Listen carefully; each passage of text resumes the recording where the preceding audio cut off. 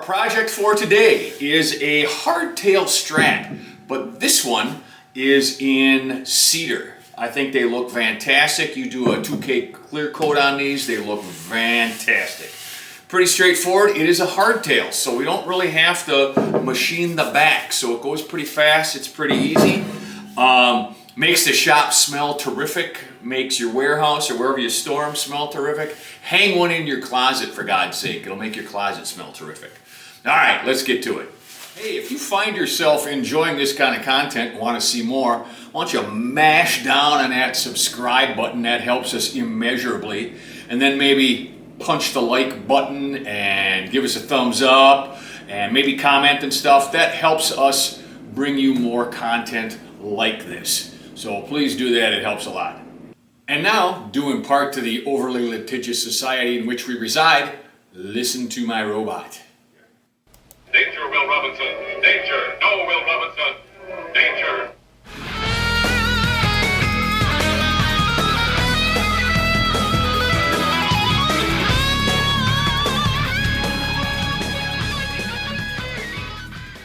All right, here is the file as you would receive it from us. You can see it's a Strat.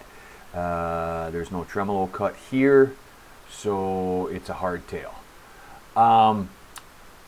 Fairly straightforward. Let's look at the material, and it's 1.75 thick, and it's where I normally put it. This is how I have my machine set up. I believe when you get it, the body is at 0 and 0, I think. I can't remember, but I think it is. So that's okay. So let's get with this. I generally do them in a certain order, do the pockets and the cavities and the outline and all that stuff in a certain order. Because I hold mine down with clamps, I want to do all of the inside stuff first, and the last thing I want to do is the outer contour. So let's do it that way, and we'll start with the pickup pocket. That is going to be a pocket, and you can look up here, this material setup stuff, that's standard for me, but you might want to check yours. All right, so it's a pocket. The depth on the pickups, I always put at 0.75. That's actually deeper than originals, but some modern pickups, they'll be stacked single coils or whatever, are deeper than that. They're thicker than that. So I have found that 0.75 works really good. What I am going to do is I have an end mill here, 6mm. It's ash, so that that is a certain speed and feed that I have set up for that. I just call it ash. There's a different one for basswood. There's a different one for mahogany, where the geometry of the bit is all the same, but the speeds and feeds are different. So this is what I'm going to use. I'm going to ramp my plunge moves 1 inch because it's easier on my bit. It doesn't just basically drill a hole and then take off at full speed. Okay, it ramps down so that doesn't put so much stress on the bit. And let's call this pickups. Pickups, okay. Calculate that. That looks good. All right, next thing we'll do is, let's say, the control cavity. So that is also going to be a pocket, okay? And I have found that 1.4 inches deep clears all the switches I have ever used and that kind of stuff. So it's going to be the same end mill.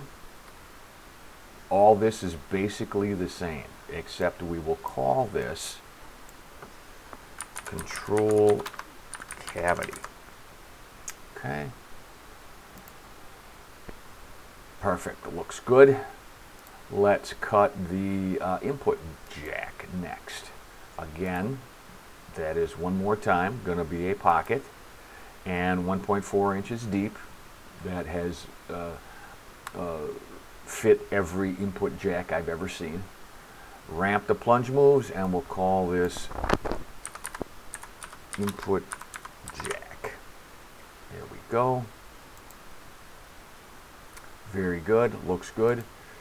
Neck pocket. You'll notice it's a Strat neck pocket. It has this curved back end here, not the straight back end. Okay, so let's machine that out. That is also a pocket. Neck pockets, the standard is 0.625. 0.625 is 5/8 of an inch deep. We have all of this stuff is the same, conventional cut, ramp the moves, and we'll call this neck pocket. Okay, and we will calculate that. There you go. All of those pockets look good to me. They look, nothing's standing out that says, hey, something strange here. And I'll just preview it real quick, okay? And it's a preview. Yeah, all that looks pretty good to me. Okay, so the last thing that we have to do is cut the outside. So let's do that. And that is not going to be a pocket. That is going to be a profile toolpath. And we'll cut that at 1.75. That's as thick as our material, right? We'll go on the outside because we want this to be our final dimension. If we went on the inside, it would be 12 millimeters smaller, 6 millimeters smaller on this side, 6 millimeters smaller on that side. If we went on the line, it'd be 6 millimeters smaller, 3 on this side, 3 on that side. So outside is where we want to go. I am not going to put tabs on this one. I do when I machine them. I put tabs about here and here because I hold mine down with clamps, but I'm not sure you're set up so you can put those in, as you see fit. I normally will add ramps, and I'll put these at 0.2. Same reason as a ramp when I'm cutting pockets. It's just easier on my bit. And I'll call this outer profile. Okay. And we'll calculate that. So there you have it. We'll do a reset. We'll preview all of these toolpaths. And then because I don't have any tabs, there's nothing connecting all of this material out here to the body. If I double click on this, the software makes it disappear so I can get a better look at the body there. This is kind of normal. A lot of times I'll get these little things that stick up here. There's nothing to be concerned about. But you can see that is what we want to make. Okay, so what we will do is we will save that toolpath here. I'm not going to save it in front of you, but because I saved mine to a jump drive and you may have yours hooked up to your machine or whatever it is. So you just hit save toolpath and then select all of the toolpaths and then save them.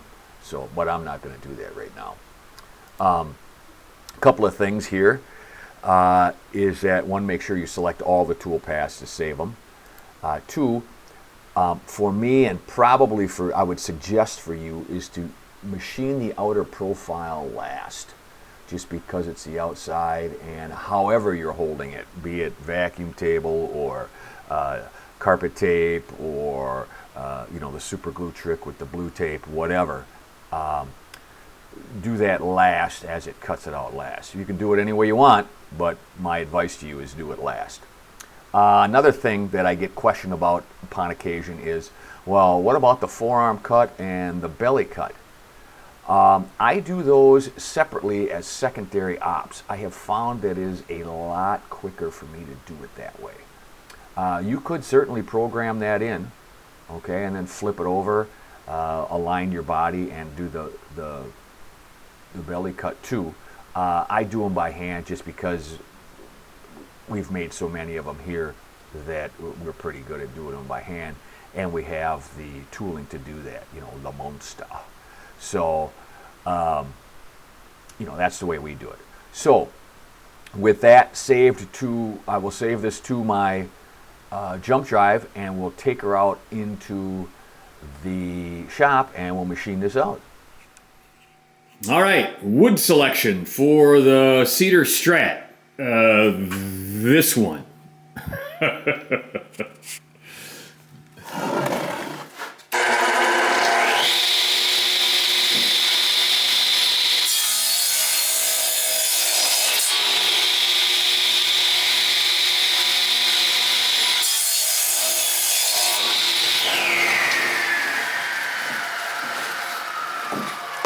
Man, that makes the shop smell great. Holy cow. All right, so now we got the pieces cut. We got to joint the edges so we can get an almost invisible glue line on there. I'm just going to use my little benchtop jointer. I'm not going to pull out the big one. This has a segmented carbide head, so it does give me a good clean cut. And because this piece is so short, that's why I'm using this.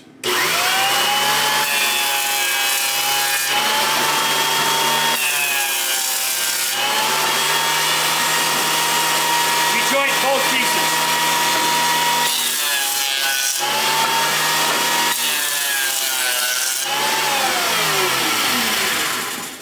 All right, both pieces are jointed. We're at the glue up station here. I would normally use a roller for this, but I'm only doing one and I don't want to clean it, so I'm using my finger. Make sure you get absolutely 100% coverage. There we go. And we'll bring these guys together. I normally like to put one on either side, just in case there's any mismatch.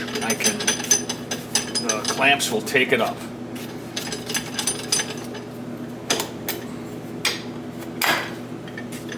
Go. Clamp them until the glue squirts out. All right, I normally let these guys dry overnight. I know you can probably do them in 4 hours or so, but I normally let them go overnight. Here's the part of the video you guys have been waiting for, the part where I give you the free coupon code. Just go to the link in the description and it'll take you to the file page and check out like normal, and when it tries to charge you, just put in that coupon code and it'll be free. The only thing that I ask in return is that you subscribe to the channel. Subscription's free also. Doesn't cost you anything. Maybe, 2 seconds to click the button wherever it is. All right, let's get back to the video. Okay, so the next step after we have the glue up is we have to run it through the planer to make it nice and flat. I have my dust collection and the planer on, so you'll have to take my word for it.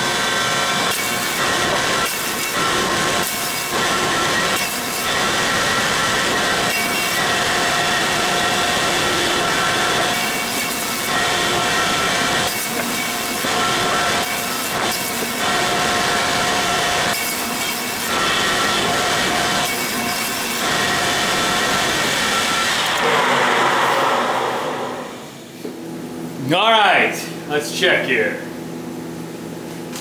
1.75 thick. Okay, as you can see, I have the program for the hardtail Strat loaded up on the computer. And here it is. Here the blank is strapped down to the table. And I do want to point some stuff out. I do look at each individual blank and try to get the best body that I can out of it. Here's what I'm talking about. Let me move this out of the way so you can see.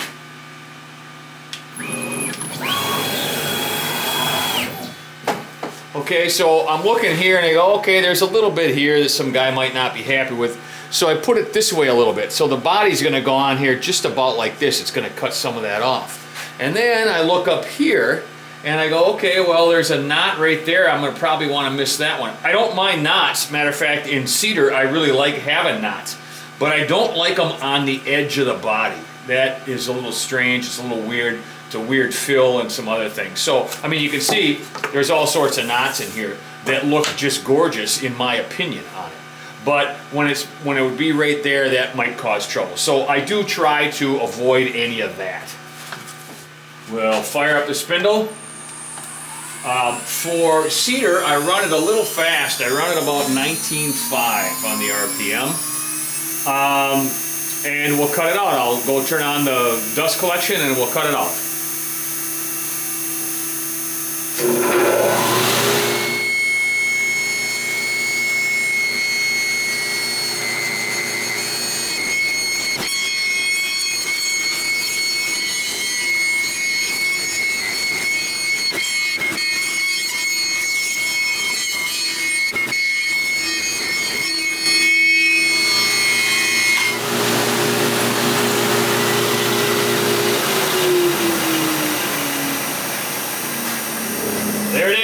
All ground out. shop smells awesome. Okay, let's unpin this guy.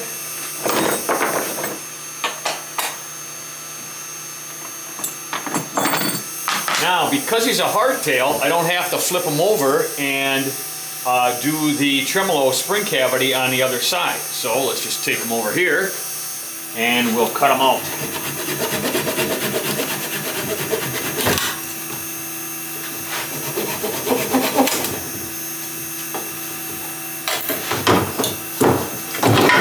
There you go. All right, you have mayhaps seen me do this before. We're going to mark the area of the forearm cut. There's just two holes in this template, and we will connect them with a line. And then on the back side for the belly cut, we line the template up and we make this line. Okay, I'm over at the bandsaw and I have the blade guide as high up as far as she'll go. And I'm just going to freehand this cut in, and it's just going to remove, you know, most of the material, just so I don't have to grind it off at the monster, and it just saves me time. So I will cut this here and I will cut this here. I do it freehand just because I've done so many of them. I used to have a fixture that would hold this in here and I could push it through, and I just don't use that anymore. Here we go.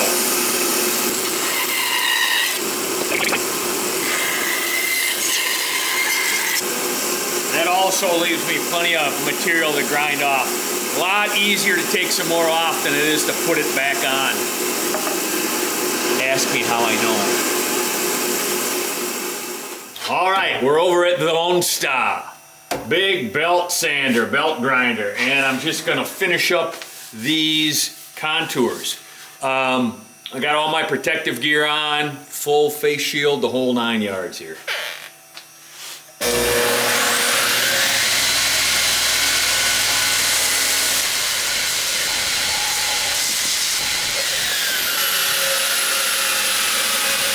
All there is to that. It does a really nice job. I'm still going to hit it with the orbital sander, both of these, to finish the contour, and with a finer grit belt so that it has a finer finish on for the customer. Okay, I got the orbital. We're just going to finish off this contour here, flip it over and finish off the back.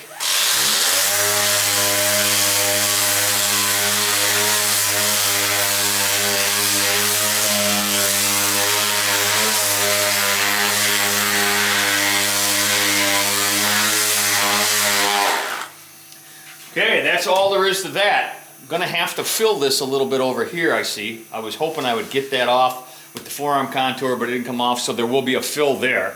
As you can see, these are radiused. They're not just flat. They're a true radius. We can do that when I do it by hand like that. And now I'll just hit this back one here real quick.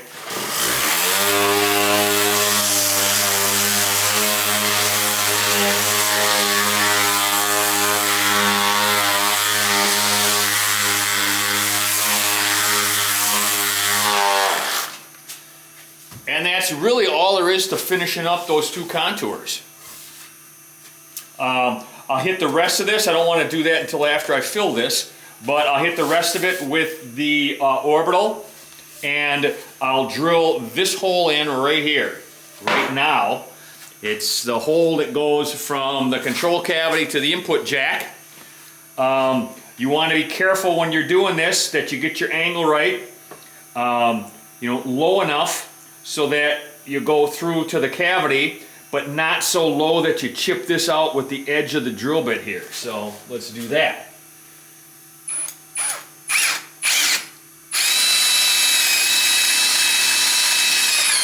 Perfect. No chip out, directly into the cavity. So different types of fill require different processes. For this one, I think what I'm going to do is use some dust that's left over from machining this out and put it in that little divot there, Okay. Tap her down a little bit. And then just hit it with some super glue. Okay, I'll drop this right on there. This is the thinnest super glue that they make. It's called water thin. Okay, and what it does is it'll form like a concrete of the proper color. That's why I use, you know, I'm not going to use an ash dust in there. Now hit it with a little activator. Okay, I'll give that literally 5 minutes to dry. It'll turn a little white when it dries, and then I will go back over it with my orbital sander, and it'll sand out really nice. Oh yeah, she's setting up already. Okay, there's a little bit of chatter marks on here from the planer, so I take those out with orbital sander too.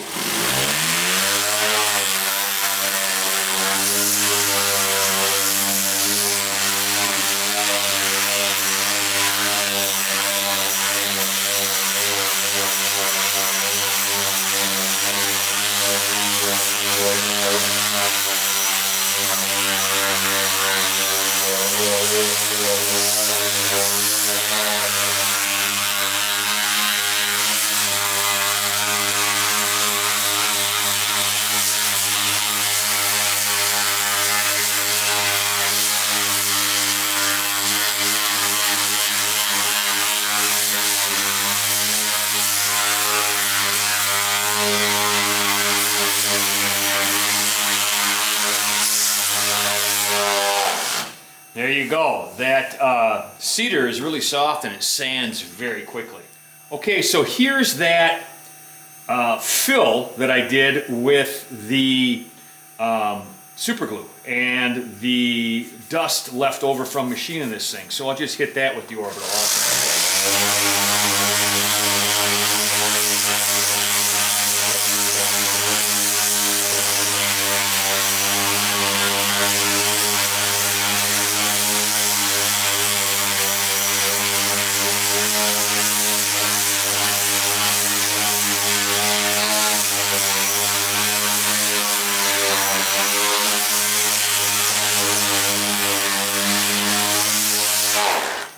There you go, filled her right in. I'll probably hit that with just a tiny bit of putty. Maybe, I'll look at it and see maybe when I'll do a little hand sanding on it and see if it requires that. All right, Strats get a larger round over than Tellys. They get a 3/16 round over. So we'll put that in now.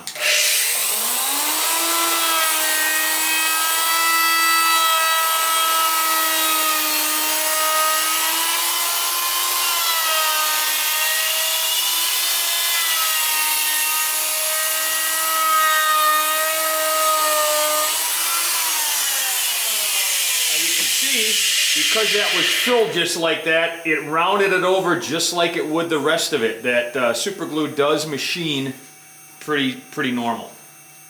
All right, so here we'll do the same thing on the back, and what I'll do is I'll kind of freehand this out right here and freehand it in right here. I don't want to put a radius on these two corners here because it'll be underneath, the radius will go underneath the neck plate and it looks funny and it catches on stuff and you don't want to do that. So, here we go.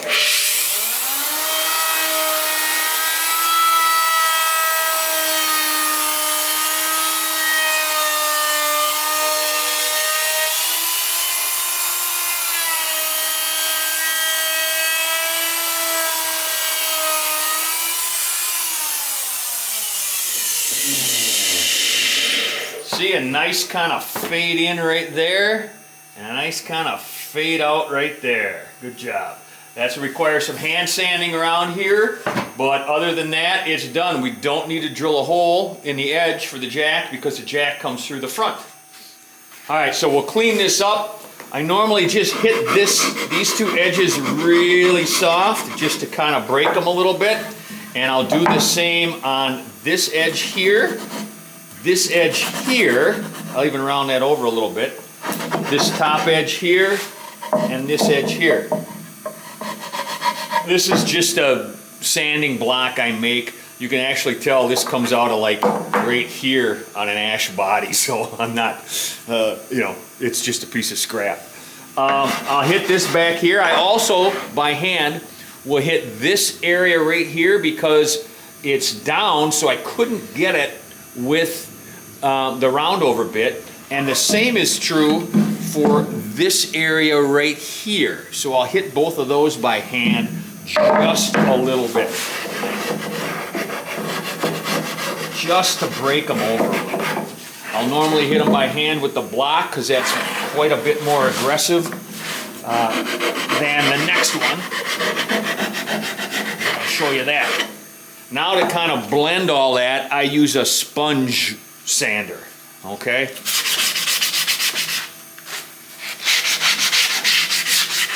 All of my Strats I find sponge worthy. If you get that reference, you and I can be friends. All right, so just a little bit there.